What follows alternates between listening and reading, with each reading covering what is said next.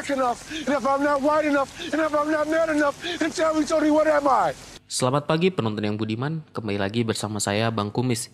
Di kesempatan kali ini saya akan membahas sebuah film yang berjudul Green Book. Film yang tayang perdana tanggal 11 September 2018 di Festival Film Toronto ini disutradarai oleh Peter Farrelly dan berhasil menyabet beberapa penghargaan Oscar di tahun selanjutnya.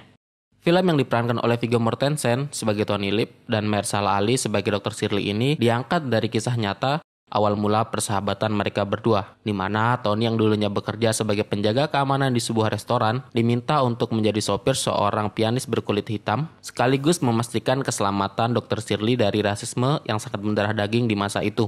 Film ini sangat menarik jika teman-teman menonton filmnya secara langsung, tapi kalau masih ngeyel, ayah ingetin dulu kalau video ini itu full spoiler konten.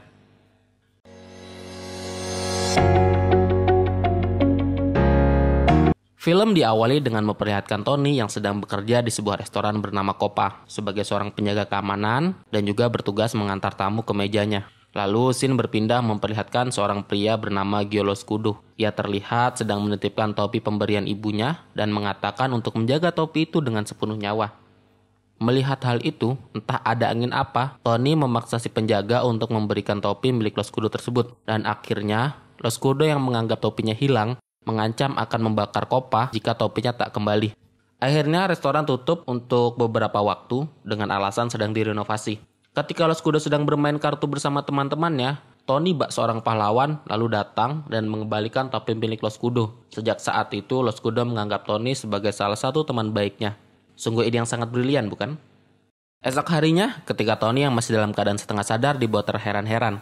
Kenapa para saudaranya berkumpul di rumahnya? Ternyata itu mereka lakukan semata-mata untuk menemani Dolores. Sebab saat itu Dolores memanggil tukang berkulit hitam dan parahnya lagi, Tony malah membuang gelas yang digunakan dua orang tukang tersebut. Ketika makan siang, Dolores meminta saudaranya mencarikan pekerjaan baru untuk Tony. Untuk sementara sampai Copa dibuka kembali. Dan ketika Dolores pergi ke dapur, ia melihat gelas yang dibuang oleh Tony tadi dan mengambilnya untuk dibersihkan dan digunakan kembali.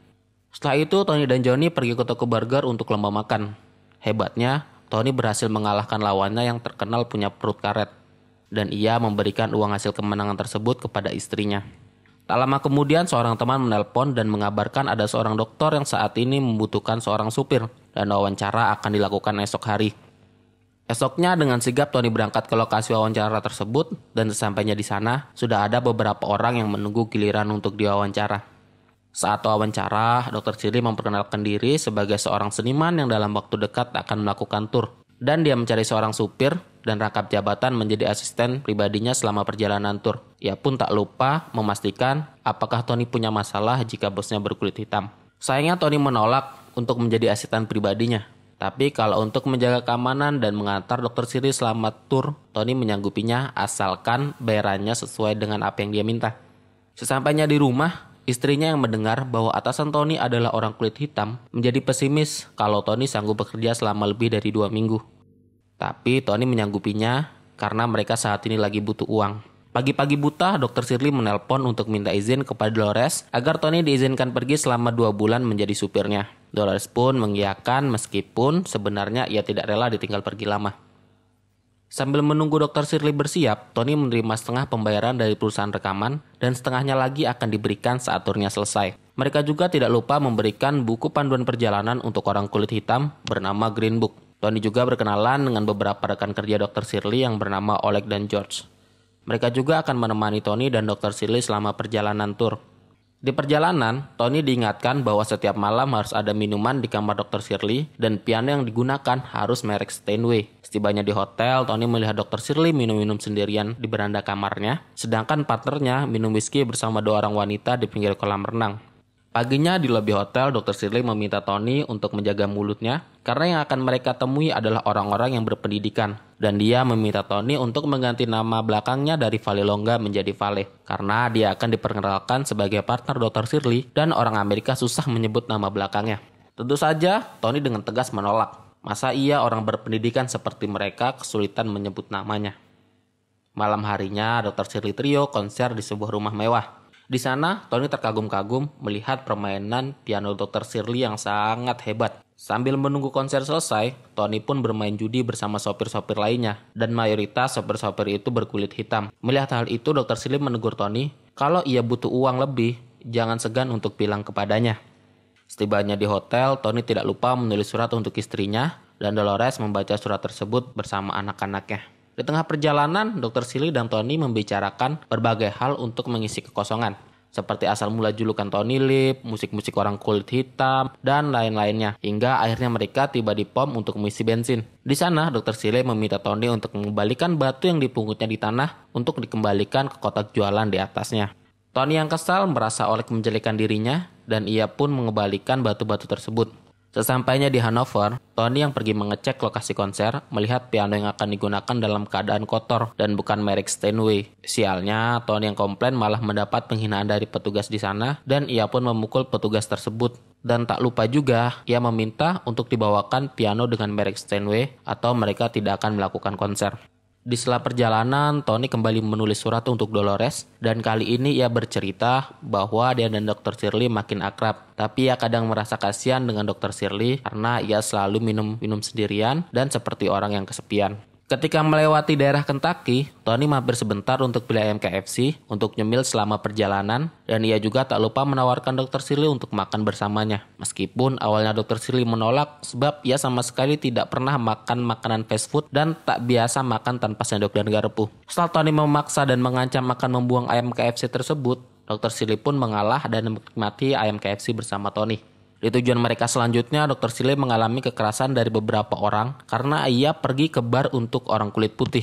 Untungnya Tony menyelamatkan Dr. Shirley dan mereka lalu melanjutkan kembali perjalanan mereka hingga akhirnya suatu ketika mobil mereka mogok dan memaksa mereka untuk berhenti di pinggir jalan. Di sana banyak orang kulit hitam yang memandang Dr. Shirley dengan wajah heran. Fun fakta nih, pada masa itu di Amerika, orang kulit hitam itu dianggap sebagai kalangan kelas bawah dan kadang mereka dianggap sebagai budak. Sesampainya di lokasi konser selanjutnya, tuan rumah yang memperkenalkan Dr. Shirley dan rekannya kesulitan menyebut nama panjang Tony. Lalu mereka makan malam bersama sebelum mengadakan konser dengan menu ayam goreng rumahan seperti yang diinginkan Dr. Shirley. Padahal sebenarnya itu idenya Tony. Di tengah jeda konser, Dr. Shirley yang ingin buang air kecil malah diarahkan ke toilet kumuh di bawah pohon. Tentu saja Dr. Shirley menolak dan memilih kembali ke toilet hotel yang jaraknya cukup jauh. Tony yang heran bertanya kepada George, mengapa Dr. Shirley bisa tetap bersikap baik atas perlakuan rasis yang ia terima barusan. George hanya bisa tersenyum dan Oleg mengingatkan bahwa mungkin saja masih ada perlakuan yang lebih buruk di lokasi konser-konser selanjutnya. Dan bisa saja Dr. Shirley konser di Park Avenue dengan bayaran 3 kali lipat lebih mahal. Sepanjang perjalanan, Tony terus menulis surat untuk Dolores, tapi kali ini dengan bantuan Dr. Shirley dan tanpa kata-kata kotor serta dengan diksi yang lebih romantis. Dan Dolores yang membacanya tersenyum tersipu malu seperti orang yang masih kasmaran. Sesampainya di Georgia, perlakuan tidak enak kembali diterima oleh Dr. Shirley ketika mereka mampir untuk membeli jas. Kali ini pemilik toko tidak memperbolehkan Dr. Shirley untuk mencoba pakaian yang ada di tokonya sebelum membayarnya terlebih dahulu. Dan ia dengan kasar merebut jas yang dipegang oleh Dr. Shirley. Dr. Shirley yang kesal langsung meninggalkan toko tersebut dan Tony tidak bisa berkata apa-apa. Sialnya lagi, di malam harinya, Tony dihubungi oleh kantor polisi sebab Dr. Shirley ditangkap atas tuduhan memiliki perilaku menyimpang. Tony datang dan membebaskan Dr. Shirley dengan cara menyogok polisi tersebut. Tapi Dr. Shirley malah marah sebab hal itulah yang menjadi alasan justifikasi polisi untuk mengkriminalisasikan orang berkulit hitam lainnya.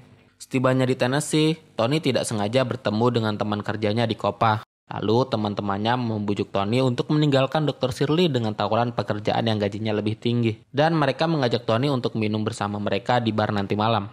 Tony yang hendak bertemu dengan teman-temannya dikagetkan oleh kehadiran Dr. Shirley yang sudah menunggu Tony di depan pintu kamarnya. Dan ia pun menyapa Tony dengan bahasa Italia yang sangat fasih. Ia juga berjanji akan menaikkan gaji Tony jika ia mau terus bekerja dengannya. Dan dengan tulus meminta maaf atas kejadian kemarin malam. Dengan santainya, Tony menolak kenaikan gaji yang ditawarkan oleh Dr. Shirley. Dan sebenarnya dia pergi untuk menolak tawaran temannya. Pagi harinya di lobi hotel, Tony bertanya tentang masa kecil seorang Dr. Shirley. Dr. Shirley bercerita bahwa dia sudah bermain piano di parade dan gereja dari saat ia kecil. Hingga suatu hari ada seseorang yang memiliki pengaruh melihatnya dan ia menyekolahkan Dr. Shirley di Leningrad Conservatory of Music. Dan dia adalah orang kulit hitam pertama yang sekolah di sana. Setelah lulus, perusahaan rekaman meminta Dr. Shirley untuk bermain musik yang populer karena mereka takut penonton tidak akan terima pianis kulit hitam bermain musik klasik.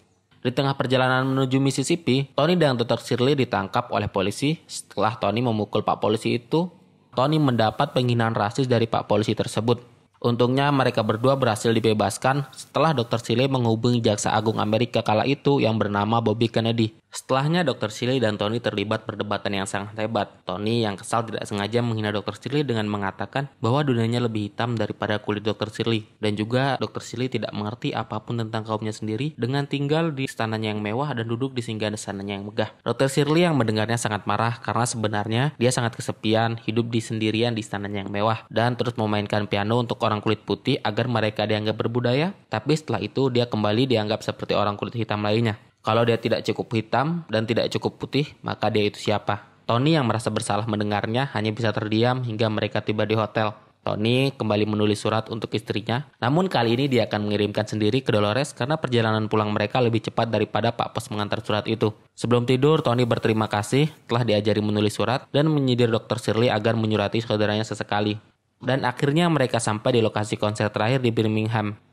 Di sana mereka disambut dengan ramah dan Dr. Shirley diantarkan ke ruang ganti yang bentuknya lebih mirip gudang. Tony pun pergi makan dengan Oleg dan George setelah Dr. Shirley berjanji untuk menyusul mereka. Di sini Oleg mengungkapkan alasan Dr. Shirley melakukan tur ini adalah untuk merubah perlakuan rasisme kepada orang kulit hitam di masa tersebut.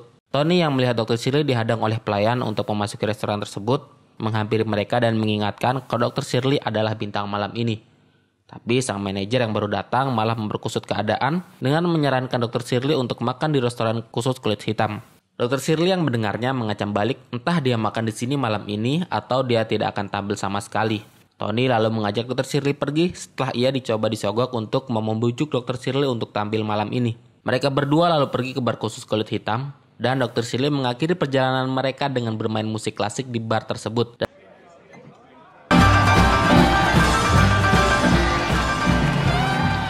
Dan mereka langsung melakukan perjalanan pulang untuk mengejar Natal meskipun badai salju terus menerjang. Tiba-tiba seorang polisi menghentikan laju kendaraan mobil mereka, namun Pak Polisi ini mengingatkan Tony untuk mengganti ban mobil mereka karena sepertinya bannya bocor. Sesampainya di New York, Tony menawarkan Dr. Shirley untuk makan malam bersama keluarganya, tapi Dr. Shirley menolak. Hal kontras terjadi di sini, di mana Tony yang disambut hangat oleh keluarganya dan diminta menceritakan perjalanan Tony bersama bosnya yang berkulit hitam.